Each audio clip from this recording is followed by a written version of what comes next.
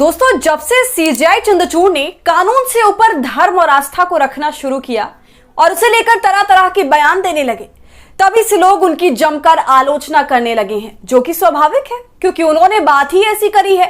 खबर है कि जब बाबरी मस्जिद की जमीन की मिल्कियत तय करने के मामले में कोई रास्ता नहीं निकल रहा था, तब देश के मुख्य न्यायाधीश न्यायमूर्ति डीवाई चंद्रचूड़ अपने ईश्वर के सामने करबद्ध बैठे और कहा कि अब तुम ही राह दिखलाओ।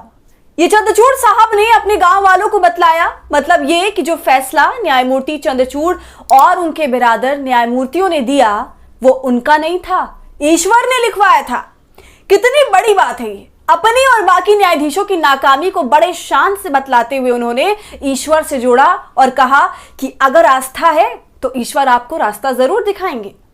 तो अब इसी मामले में वरिष्ठ पत्रकार ओम थानवी ने डीवाई चंद्रचूड़ को आईना दिखाने वाला एक बयान दे दिया है, या कहें कि एक ऐसा सवाल पूछ लिया है जिसका जवाब देने में डीवाई चंद्रचूड़ के पसीने छूट जाएंगे। तो ऐसा क्या पूछ लिया पत्रकार ओम थानवी ने, बताएंगे आपको इस वीडियो में, तो वीडियो को अंत तक जरूर देखिए। नमस्कार, आदाब, आप देख रहे खबर अड्डा और मैं हूं आपके साथ सुम्बुलीरम। दोस्तों, इतिहास जस्टिस चंद्रचूड़ को कैसे याद रखेगा, शायद ही उन्होंने खुद ही तय कर दिया है।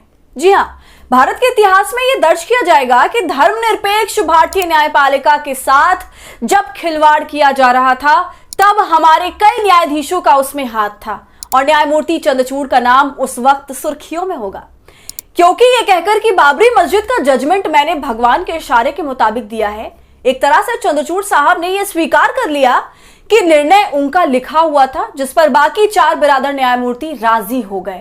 और दोस्तों, उनके इस बात से इस सवाल का जवाब भी मिल गया कि क्यों फैसले पर किसी न्यायमूर्ति यानी किसी जज का दस्तखत सिग्नेचर नहीं था। जी हां, बाबरी मस्जिद के फैसले पर किसी भी जज का साइन नहीं है और आज तक लोग सिर्फ अंदाजा ही लगा रहे थे कि फैसला किसने लिखा है, और अब ये मालूम हुआ कि ये तो ईश्वर ने डिक्टेट करवाया था, न्यायमूर्तियों ने मात्र लिखाई का काम किया। वाह जी वाह।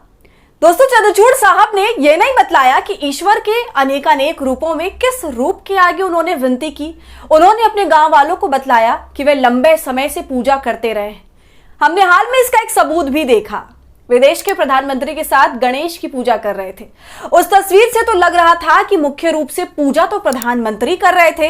वे और उनकी पत्नी सहायक भूमिका में प्रधानमंत्री के सुर से सुर मिलाने और घंटी बजाने का काम कर रहे थे। सीजीआई के पीएम के साथ यह मधुरता भी खूब चर्चित रही थी। आपने भी उस मेलजोल को देखा ही होगा। खैर, सीजीआई के इस बयान पर अब सब टिप्पणी कर रहे हैं, सवाल पूछ रहे हैं। इन्हीं सवाल करने वालों में पत्रकार भी मौजूद हैं, बचे कुचे वो पत्रकार जो अपनी बातों को निष्पक्षता से और निडरता से रखते हैं। तो वरिष्ठ पत्रकार ओम थानवी ने सीजीआई चंद्रचूड़ से सवाल पूछ लिया कि सोचिए अगर सीजीआई मुस्लिम होते और उन्होंने अयोध्या बाबरी मामले में अल्लाह से मार्गदर्शन लिया होता तो। मतलब ओम थानवी पूछ रहे हैं कि सीजीआई चंद्रचूड़ हिंदू है इसलिए भगवान से प्रार्थना की और राम मंदिर का फैसला भी दे दिया। अगर यही सीजीआई मुस्लिम होते तो क्या होता? क्या चंद्रचूड़ साहब मस्जिद का फैसला देते क्योंकि वो हिंदू हैं, भगवान से प्रार्थना की और मंदिर बनाने के पक्ष में जवाब मिला? और अगर यही सीजीआई ने अल्लाह से मार्गदर्शन लिया होता तो क्या मस्जिद के हित में फैसला दिया जाता? बताइए दोस्तों, है ना पते की बात। इस पर डीवाई चंद्रचूड़ क्या जवाब देंगे? क्या वे अब इसका जवाब देने के काबिल भी हैं?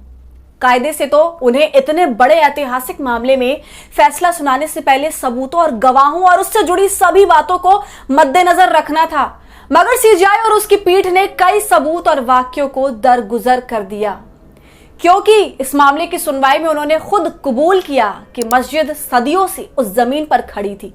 वो जिंदा मस्जिद थी, उसमें 400 साल से इबादत की जा रही थी। अदालत ने यह भी कबूल किया कि इसका कोई प्रमाण नहीं है कि यह किसी मंदिर को ध्वस्त करके बनाई गई थी। यह भी माना कि 1949 में मस्जिद में हिंदू देवी देवताओं की मूर्तियां चोरी चोरी रात के अंधेरे में रख दी गई थी। न्यायमूर्तियों के मुताबिक यह अपराध था। उसी तरह 6 दिसंबर 1992 को मस्जिद को ढहाने का काम भी आपराधिक कृत्य था, ये सारे न्यायमूर्तियों ने कहा। लेकिन ये सब कहने के बाद उन्होंने कहा कि मस्जिद की जमीन राम के अभिभावक या मित्र को दे देनी चाहिए, यानी उसी को जिसने अदालत की जबान में ही 2 बार अपराध किए थे, एक बार 1949 में और फिर 1992 में। उनका तर्क ये था कि ये बेचारे बार बार जो उपद्रव या अपराध बाबरी मस्जिद में कर रहे थे उससे साबित होता है कि वे लगातार उस पर अपना दावा पेश कर रहे थे। इस दावे को कैसे ठुकराया जा सकता है? चलो ये फैसला उन्हीं के नाम कर दिया जाए। और अब चंद्रचूड़ साहब इसका बिल भगवान पर फाड़ रहे हैं। और दूसरी बात, प्रधानमंत्री अपने मतदाताओं के सामने अपनी धार्मिकता का प्रदर्शन करें, ये तो समझ में आता ही है, वो तो पॉलिटिशियन है, वो तो ऐसा करेंगे ही। लेकिन एक न्यायाधीश अचानक से अगर ऐसा करने लगे और उसे अपने फैसलों का स्रोत या प्रेरणा अपने धर्म या ईश्वर को बतलाने लगे, तो फिर अदालत से सबका विश्वास उठ जाएगा। और यह भी सवाल साथ में उठेगा कि न्यायाधीश चंद्रचूड़ अपना कार्यकाल समाप्त होने के बाद सियासत की ओर कदम तो नहीं रखने वाले। तो आप मेरी बातों से कितना इत्तेफाक रखते हैं, हमें कमेंट कर जरूर बताइए। वीडियो पसंद आई हो तो इसे लाइक और शेयर करें और खबर अड्डा को यूट्यूब पर सब्सक्राइब कर लें।